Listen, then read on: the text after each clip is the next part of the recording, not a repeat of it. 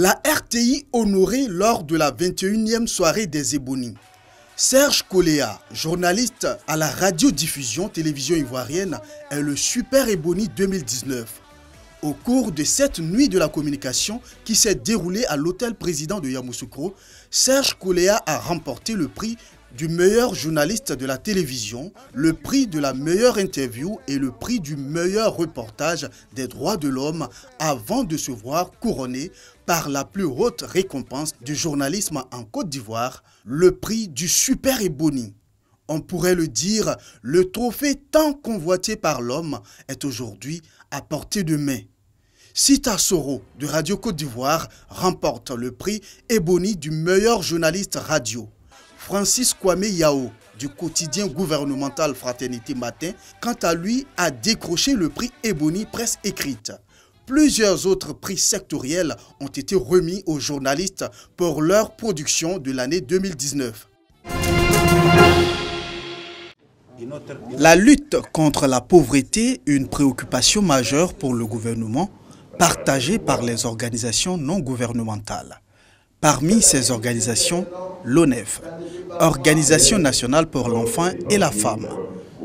Pour venir à bout de ce problème, l'ONG s'appuie sur l'autonomisation économique, un projet destiné aux femmes de Salepleu, dans le département de Danane.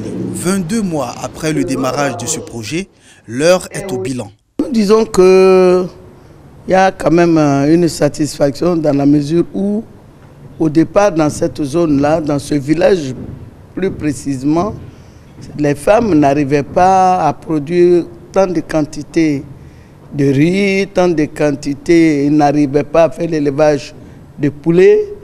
Elles produisaient de l'huile, mais de façon traditionnelle. Maintenant, elles ont une unité de production d'huile de palme. Et je pense que ce qui a généré suffisamment d'argent, nous pensons que nous avons atteint notre objectif. On a gagné l'argent. C'est l'argent, on voulait payer bâches et puis des chaises pour mettre en location. On est très contents et puis nos maris même nous respectent.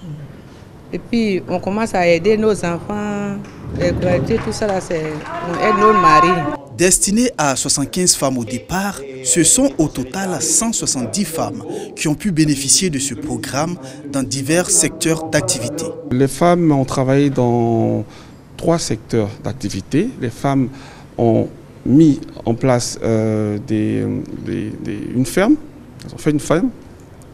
Elles ont également mis en œuvre des activités telles que l'agriculture, le maraîcher, et elles ont commencé la production de l'huile de palme. Financé à hauteur de 60 millions de francs CFA, le projet a été rendu possible grâce au Centre de la femme arabe pour la formation et la recherche. L'autonomisation, elle ne peut être qu'inclusive, c'est-à-dire oui, je forme les femmes pour le projet, forme les femmes pour qu'elles soient capables de produire du riz ou bien la culture maraîchère ou bien de gérer une ferme avicole, ainsi de suite. Mais le plus important, c'est que les capacités de ces femmes soient développées en matière de droit, en matière de leadership, en matière de santé de la reproduction, analphabétisation, gestion des micro-projets, tout ça c'est important. Et si on ne fait pas ça, les activités génératrices de revenus ne servent pas à grand-chose. Initiatrice du projet, l'ONEF entend pérenniser les acquis et l'étendre aux autres régions du pays. Les anciens élèves du lycée de garçons de Bingerville posent une action sociale en faveur de l'établissement. L'amicale des anciens élèves du dit lycée offre ce jour 200 tables bancs et du matériel didactique pour la bibliothèque. Nous voulons aujourd'hui, au nom de tous les anciens, toutes générations confondues, dire merci à cette école. Et pour dire merci à cette école, nous sommes venus les bras chargés comme les rois mages, avec des tables bancs et des ouvrages scolaires pour servir cette école et afin que les élèves de cette école demeurent des élites de demain. D'une valeur de 6 millions de francs CFA, ce don vient renforcer les capacités de l'école, appelée aujourd'hui lycée de garçons Nyalega Mémé Jérémy de Bingerville. Ils font beaucoup pour l'établissement. Vous savez, l'année dernière, ils ont repeint toute l'école à hauteur de 10 millions.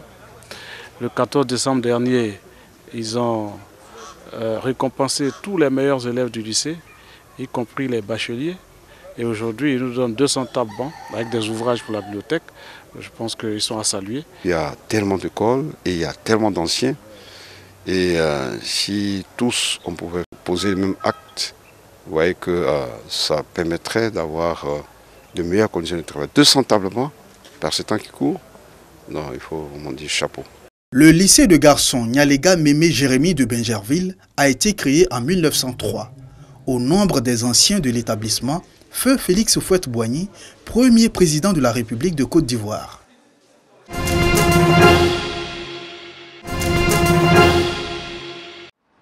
Sarajevo, Bosnie-Herzégovine. Une épaisse brume toxique s'est installée. Elle est alimentée notamment par le charbon et le bois dont se chauffent des habitants par pauvreté. Nous perdons chaque année 5500 vies. Chaque citoyen partit à cause de cette ère. Tout le monde partit sauf la politique. La politique ignore. La capitale bosnienne est cernée par les montagnes. Cela empêche la pollution de se disperser. J'évite de sortir en ville. La pollution est énorme. Beaucoup de voitures, tout est sale, gris, dépressif. Quand on est ici, tout est différent. Pristina, Kosovo, Belgrade, Serbie. Les Balkans dans leur ensemble étouffent.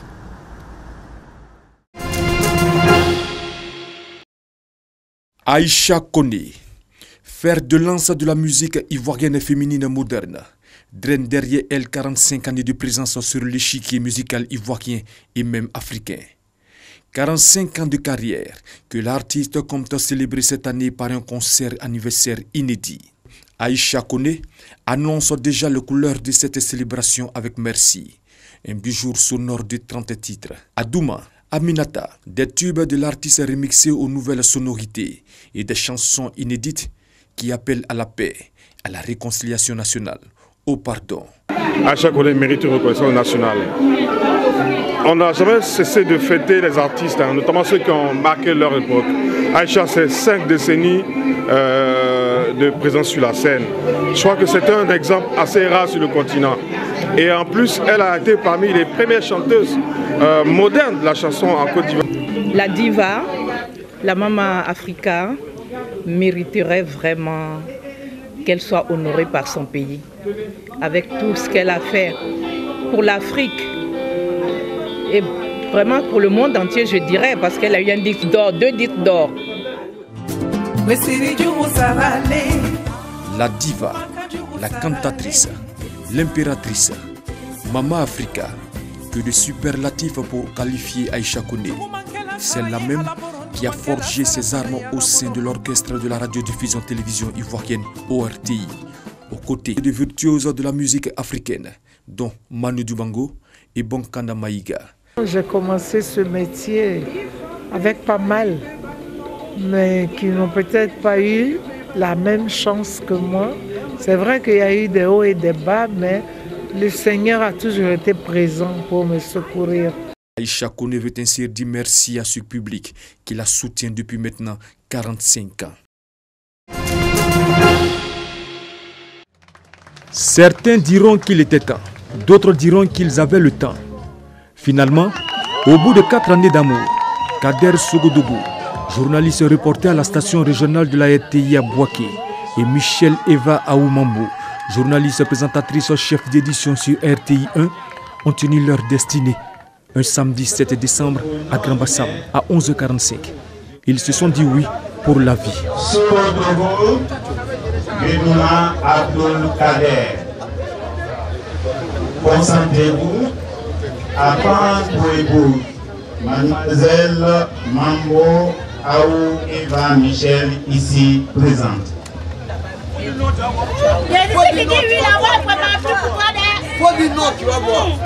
oui, oui.